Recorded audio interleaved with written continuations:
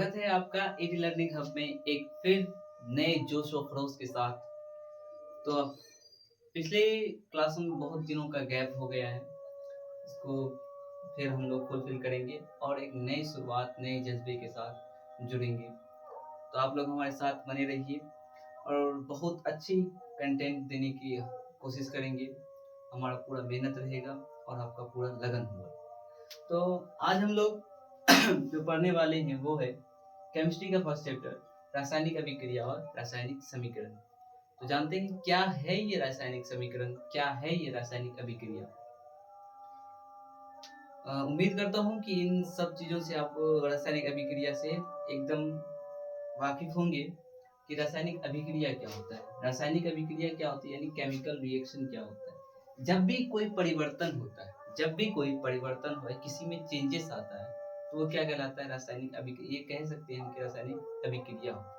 जैसे कि खाना जब पकाते हैं हम लोग, तो वो पक के रेडी हो जाता है, तो उसके दौरान भी कोई अभिक्रिया होती, कोई रिएक्शन होता है जिसके कारण वो खाना पक जाता है। तो ये भी एक रासायनिक अभिक्रिया का रूप होता है। तो सबसे पहले कि रासायनिक अभिक्रिया यानी केमिकल रिएक्शन जो होता है वो दो तरीके का होता है। एक होता है भौतिक, जो मतलब कि जो परिवर्तन होता है वो किन कारणों से होता है, एक भौतिक परिवर्तन के कारण और एक रासायनिक परिवर्तन का। क्या कहते हैं भौतिक परिवर्तन, इसको कहते हैं फिजिकल चेंजेस,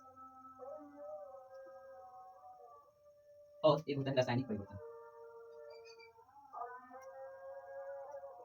केमिकल चेंजेस।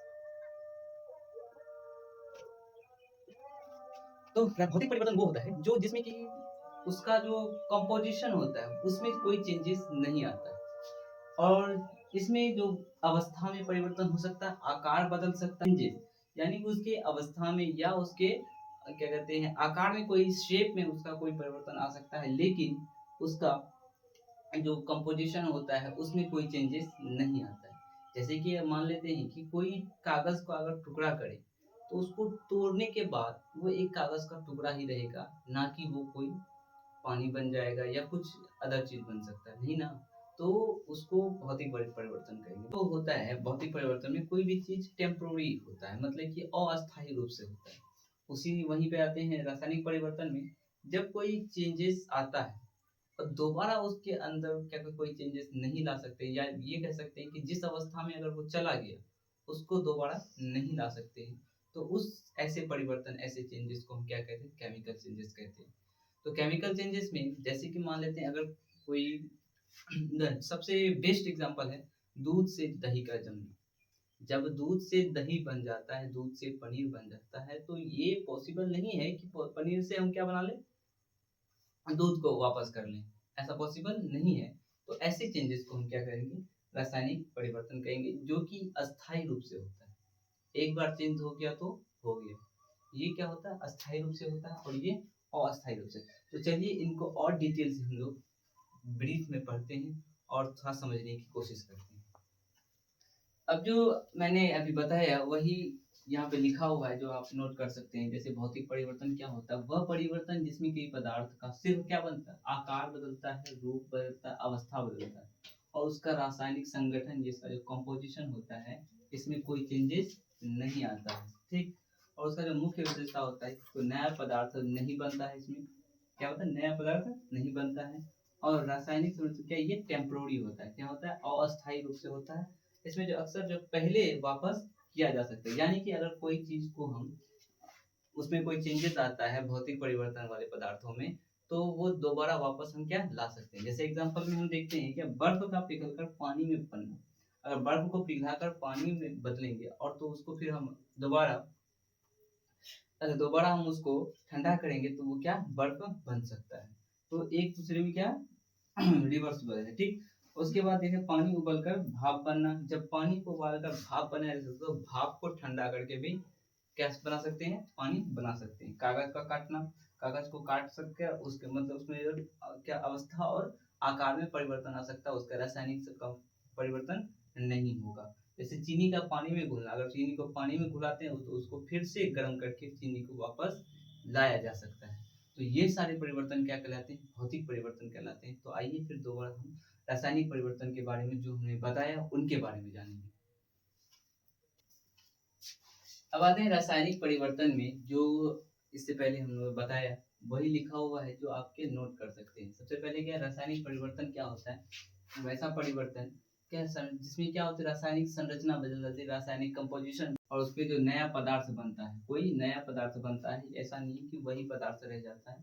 ठीक, तो इसमें आकार भी बदल सकता है, इसका रूप भी बदल सकता है, रूप तो बदलता ही है। ठीक, और इसका जो मुख्य विशेषता है क्या है, जिसमें क्या नए पदार्थ बनते हैं, क्या बनते हैं, नए पदार्थ, और परिवर्तन अस्थायी होते हैं। अस्थायी का मतलब ये हुआ कि इसको दोबारा चेंज नहीं किया जा सकता। जैसे कि हम अभी बताए थे कि बर्फ का पिघलना, तो जिसमें बर्फ पिघल कर पानी बदल जाता है और फिर पानी को ठंडा करके वापस बर्फ बना सकते हैं, लेकिन इसमें ऐसे चेंजेस में कि जो रासायनिक परिवर्तन के चेंजेस में आएंगे, उसमें ऐसा रिवर्सिबल क्या है, इरिवर्सिबल होता है, जो कि दोबारा वापस नहीं लाया जा सकता है। ठीक, और इसमें अक्सर जो पहले जैसे वापस नहीं किया जा सकता। ठीक, उदाहरण के तौर पर देखें, लोहे में जंग लगना, जो आयरन है, लोहा होता है उसमें क्या होता है, अक्सर जंग लग जाता है। और कागज का जलना, कागज का जलने के बाद उसके राख को दोबारा वापस नहीं किया जा सकता है। इसे क्या कहते हैं सर, ये रासायनिक समीकरण है। तो दूध का दही बनना, दूध का दही बनना, दूध का पनीर बनना,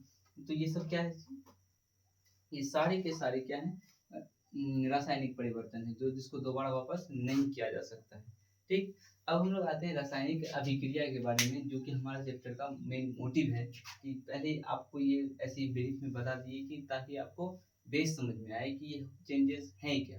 तो अब आते हैं हम लोग रासायनिक अभिक्रिया में। रासायनिक अभिक्रिया क्या कहलाता है, तो सबसे पहले आप इसका स्क्रीनशॉट ले लीजिए। अब आते हैं हम लोग के रासायनिक अभिक्रिया के बारे में।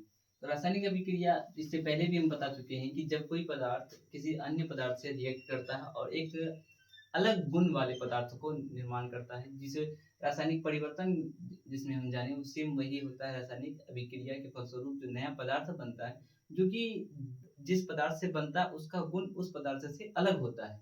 जिन पदार्थों से मिलकर बनता है उनका गुण उसके पदार्थों से अलग होता है, तो वैसा अभिक्रिया क्या कहलाता है, रासायनिक अभिक्रिया कहलाता है। तो रासायनिक अभिक्रिया में जैसे कि दो चीज मिलकर, जैसे कि H2 प्लस Cl2, तो दोनों मिलकर यानी कि हाइड्रोजन और क्लोरीन मिलकर क्या बनाता है, हाइड्रोक्लोरिक एसिड बनाता है। क्या बनाता है, हाइड्रोक्लोरिक एसिड बनाता है। तो इन दोनों में ये भी बात रही कि ये दोनों क्या कहलाएगा, जो रासायनिक अभिक्रिया में भाग लेता है उसको क्या कहते हैं, रिएक्टेंट कहते हैं। क्या कहते हैं,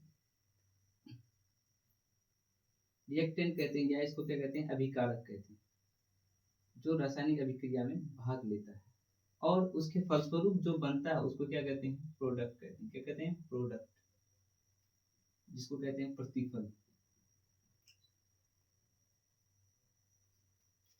इसको प्रतिफल कहते हैं।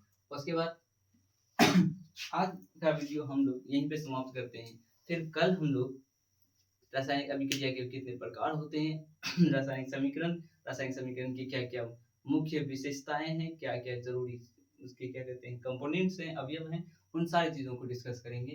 आज के लिए फिलहाल यही था। थैंक यू, धन्यवाद।